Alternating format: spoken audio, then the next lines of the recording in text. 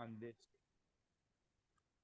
Hey, welcome back to the Mark Moses Show. And we are now here to talk some UCF football here on a Thursday with 2 games to go left in the regular season. I think the Navy game's starting here in about 5 minutes. That's what it feels like. I'm joined here by Trace Trylko with Sons of UCF and Eric Lopez with Black and Gold Banneret. I'll start with Trace. I saw you Monday, buddy, at the basketball game. Did you have fun for that? I had a good bit of fun, and some at your expense, as your alma mater did not perform quite so well against Johnny Dawkins' team. Yeah, you're absolutely right. UCF for basketball, they go to 2-1. They're going to be in the Bahamas. Eric Lopez, my man, how you doing today? I am doing good. We got chilly conditions here in Florida. Now it feels like football weather a little bit. Yeah, you're absolutely right. All right, let's go back to last Saturday night, which feels like it was 7 months ago. But yes, it was on the road. Trace, you were there. What'd you think of that W for UCF? Big win on the road against Tulane.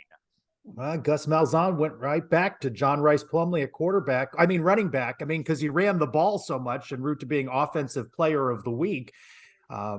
Chilly conditions for New Orleans in the 50s with some gusty winds, and they took advantage of the ground game and just continued to pound Tulane. Score a little bit closer than really the game would indicate if you watched it. UCF again left some points out on the field, but they get the road win following the road win at Memphis. They've won with Mikey Keene. They've won with John Rice Plumlee. They controlled their destiny. They've got the season finale. You mentioned an early start, 11 a.m. against Navy on Saturday, and then the de facto home game over in Tampa the following weekend to close things out. They're in control. That is exactly what you want with 2 games left in the regular season. Eric, I think I told you this earlier in the week. So I saw them score that 31 point. They're up 31. What was it? 17. And I even tweeted out, I'm like, well, this game's over. Eric, what happened after that, especially late in the game? I think, Tulane kind of was a scrappy team. They kept competing. UCF didn't execute as perfectly as they would, but, that's what's going to happen when you're playing on the road. I know this. They executed when they needed to in that lengthy drive with Bowser to put the game away, basically. And Trace nailed it. John Rice Plumlee, they decided to go, extra running it, which is what I'm excited about this Navy game, is because you got 2 teams that like to run the football and probably are allergic to throwing the ball. With 11 a.m. kick, we might be out of there by 1:30. It's going to be great. What's your over-under, Ela? What's your over-under? 1:45 Eastern. 1:45 Eastern. So a 2-hour, 45-minute game. All right. That's my over-under, because I think it's going to be the fastest game. It's the earliest kick time in UCF home game history. Could be one of the fastest ever. The last time Navy was here, they played exactly a 3-hour game. So I think we got a shot for a quick game. But they responded. They dominated the line of scrimmage against Tulane. They were the more physical team. And I think, to be honest, Trace could have been at quarterback, and UCF would have ran all over Tulane. That's how good the offensive line played. 2 games to go, like you said. So 11 a.m. kickoff. So college game day, Eric, will be going on, and UCF will probably be at halftime. That's what's going to happen. And you know what? You know who's the happiest guy of an 11 a.m. kick? This guy, me. I'm actually going to go to the game and cover the game. That's how excited I am about this kickoff time. Mark, you better come. UCF might score more points than Western Illinois did in basketball. There you go. But 11 a.m. kick. It's a unique kick time. I think it's kind of a quadruple header on the dues. I think that what's going on is, with college basketball starting, the TVs, ESPN family of networks, they're trying to get as much football in on the ESPN and ESPN2, because they're going to carry basketball on the lesser ESPN channel. So I know some fans don't like it. I think this is a little overblown. It's no different than a noon kickoff. It's 1 hour difference. And by the way, get used to it, because when we get to the Big 12, I think we're going to get a lot more noon kicks. So people like Trace better get used to getting up early to go to a football game. All right, Trace, you always go to the press conferences. You do a great job. What was Gus Malzahn saying with the quarterback position, especially, after that game and into his press conferences here earlier in the week? Well, he believes that injury does not result in you losing your job. And JRP has been his guy. I mean, credit to Mikey Keene. He got the victory over Florida in the Gasparilla Bowl, comes off the bench, delivers that win against Cincinnati, very important game for the Knights, and then gets the road win at Memphis. But JRP's been his guy and went right back to him. And JRP performed certainly on the ground and adequately through the air. And Eric mentioned it, controlling the line of scrimmage. Those were key factors for the Knights in the victory. But JRP's his guy, and he went right back to him. Was he talking? It's a good thing, by the way, that Tom Brady didn't play for Gus Malzahn, or he never would play in the NFL, because Drew Bledsoe, I guess, would have gotten his job back. You've been waiting all week for that joke, haven't you? You've been saving that line, haven't you? It really is. Yeah. When I heard that, I'm like, really? Like, okay, if you say so. We really have not talked about this, so I want both your opinions. So they come out with the latest rankings with the college football playoff. UCF is 20, Florida State's at 19. Were you angry about that? I'll start with you, Eric. No, I thought this would have happened a week earlier. Florida State beat Louisville, which UCF didn't. Florida State beat LSU. They have the better resume. They should be ranked. Oh, by the way, doesn't matter. Florida State and UCF are not competing for the Cotton Bowl. Florida State's competing to play in the Gator Bowl or the Cheez-It Bowl in Orlando, or one of the many Cheez-It One Bowls of the in Cheez-It Orlando. Yeah, Bowls. which one? I don't know. There's too many. What, we can't get... I thought bowl games were popular. We can't get more different sponsors? Mark, come on. Sponsor a bowl game, Mark. Come on. Wait. Jimmy Kimmel. Let's clarify this. So there's still the Cheez-It Bowl, but then is it... So it's not the Capital One Bowl? What's happening here now? It hasn't been the Capital One Bowl for a while, right? It was something else. What is it now? The Cheez-It Citrus Bowl, which really doesn't sound like a good combination at all. So I think you're right. So it's the Cheez-It Bowl right before New Year's. Yeah. Then you're going to have the Citrus Bowl presented by Cheez-It. I think that's correct. So UCF's not competing for a Cheez-It Bowl. At least not yet, not until they get to the Big 12. Cheesy bowls. They're going to the Cotton Bowl. I don't know what food, if there is any food place for the Cotton Bowl. I think it's Goodyear. I think it's Goodyear is the sponsor. Wow, good. So what does that mean? We get tires? Everybody gets tires. The media got tires there, Trace Carlington. So anyway, the point is, it doesn't matter that Florida State and UCF rank. The most important thing about the UCF ranking is that UCF is the highest ranked G5 team. And no one's happier than Mike Oresco, because the top 3 teams, G5s in the top 25, are all American. UCF, Tulane, Cincinnati.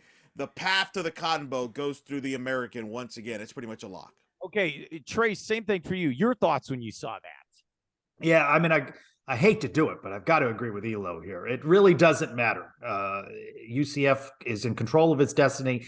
And as Eric mentions, Cincinnati, Tulane, I mean, there are other possibilities that the group of 5 is going to be in control of that. Now, what happens to the American next year without Cincinnati, Houston, and UCF? That's going to be interesting to see where they are in that group of 5. But yeah, Mike Oresco is smiling.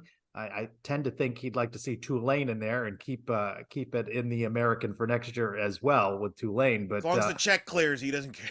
Yeah. Now, personally, I run my mouth to my sister and brother-in-law who went to Florida State, so it stings a little for me to see him in those rankings. But it really doesn't matter. UCF takes care of business, and they're going to be in good position. 68-54, Trace. Just tell her 68-54. UCF, how'd that taste in the hoops, baby? Huh? The only problem is Florida State might lose more games to more teams.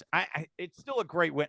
We got to stay on football. All right. Well, FSU's got a lot of injuries, but the win counts, and I called that win, Mark, just so you know. I filled in, remember, play-by-play. I won. I'm just saying. Every time Eric Lopez does something, it turns to gold. He posted on social media this week his record, or the team's records, when he's calling the game. I mean, it's a tremendous percentage for UCF sports. It's a high win percentage. I think that helps my employment status. I think that's what I was trying to do. Trace, tell us about Navy as they're going to play them on Saturday. We had 2 hours, 45 minutes as the over-under, 2.45 over-under on the pass attempts by Navy. They're not going to pass the ball. All right. And that's what's going to lead to a quick game. They run, right? That style that Navy does. They wear you down though. And you've got to be very disciplined in your assignments. Great respect to the Naval Academy. They hang in games. The record may not indicate it. They narrowed the gap after being down early with Notre Dame. But, for UCF, and I know you like to ask keys to the game, you want to jump out early and you don't want to leave points there. You don't want to leave Navy hanging around, lest we forget. UCF lost at Navy last year. A whole lot of things had to happen in a bad way for the Knights, and they did. Block punt and, all sorts of problems. If you don't take care of business, don't stay disciplined, Navy's going to run through you. Eric, your thoughts on the game? Efficiency. You're going to have to be efficient because this is not going to be a game that has a lot of possessions. So you cannot come up empty-handed like UCF kind of did at times with the red zone, settling for some field goals, things like that. I would not be surprised if UCF went for it more on fourth down because you're going to be limited on possessions.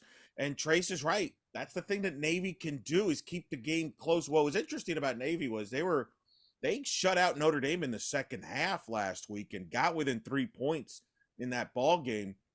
They're going to compete hard. They're not the talented team, but they're going to compete. And if you're UCF, Trace is right. You got to be efficient. You've got to be efficient. Play from ahead. UCF this year is a team that plays from ahead. As long as John Rice Plumlee's the quarterback, I don't think UCF can come from behind. They have not. You saw the Louisville game, trailed, couldn't come from behind. East Carolina, they trailed, couldn't come from behind. They are a front-running team, and that's going to be the key in this game with both teams here because Trace is right. The over-under might be 5 passes in this whole game. All right, what's the crowd going to be like? 11 a.m. kickoff. It's an announced sellout. So whatever an official sellout is what UCF is going to announce. You know how the fans are.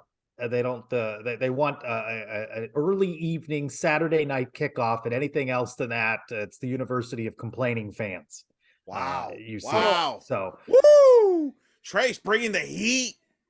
He wrote all these comments when he was driving 10 straight hours to New Orleans. He didn't have to drive. No, he's Trace. He doesn't have to drive. People drive for him. We broke up the driving on that 48-hour odyssey.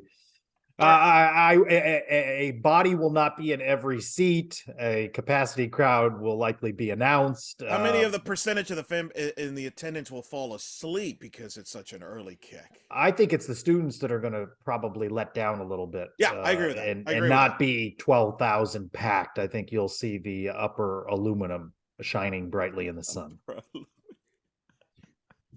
Upper aluminum. Hey, I'm going to be there. That's all I care about. I know. I'm excited. Are you going to be there, Mark? Come on, Mark. Come on out with us. Look, if Join us in the box. Join us in the box. If you're cashing in Money in the Bank, I might have to be there as well. Are you like Trace is going to hook us all meet up with breakfast. I mean, it's going to be great. Is that I missed that memo. What coverage can we check out, Trace, with Sons of UCF? Sons of UCF Live Thursday, streaming from 8 to 9 on Facebook, Twitter, and YouTube. Of course, you can always follow the Sons on their YouTube channel. Their podcast drops early in the week. We're still working out what the scheduling is going to look like next week. Of course, Thursday is Thanksgiving. Wednesday night, men's basketball is home. So we're not quite sure that we'll be in our regular time slot. You can follow me on Twitter at SignPez and at Sons of UCF on Twitter for all great Knights coverage. Mr. 16-time gold champion, what can we check out with you? Well, first of all, Trace, just tell UCF basketball to move their game, right? I mean, how dare they try to play? I want to be at the game, and I certainly don't want to go head-to-head with the game. So, no, that's probably a good idea. Check out Eric Lopez Elo on Twitter. Lots of hats going on with me there. I covered the Magic getting trounced by the Timberwolves because the Magic are not very good. Again, Mark. But also, obviously, blackandgoldbanneret.com. That's where the good teams are. Like UCF football, after full coverage of UCF Navy, me and Kyle Nash will be at the stadium Saturday morning. We'll have night shift on site. You got to rename that, don't you? It's afternoon shift. That's a good point. Could be a morning shift. That'll be going on there. I'll actually do a watch-along stream Friday night, 10 o'clock. UCF women's soccer in the tournament against UCLA at 10 o'clock. We'll recap UCF men's basketball, which is in the Bahamas.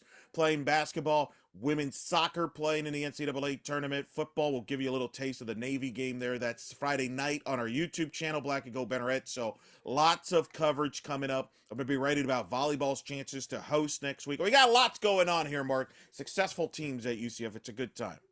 Guys, thank you so much for coming on, and good luck with the game on Sunday. Saturday. Got to make sure I say that right. Good luck on the game Saturday. Thanks, Anytime, Mark. Mark.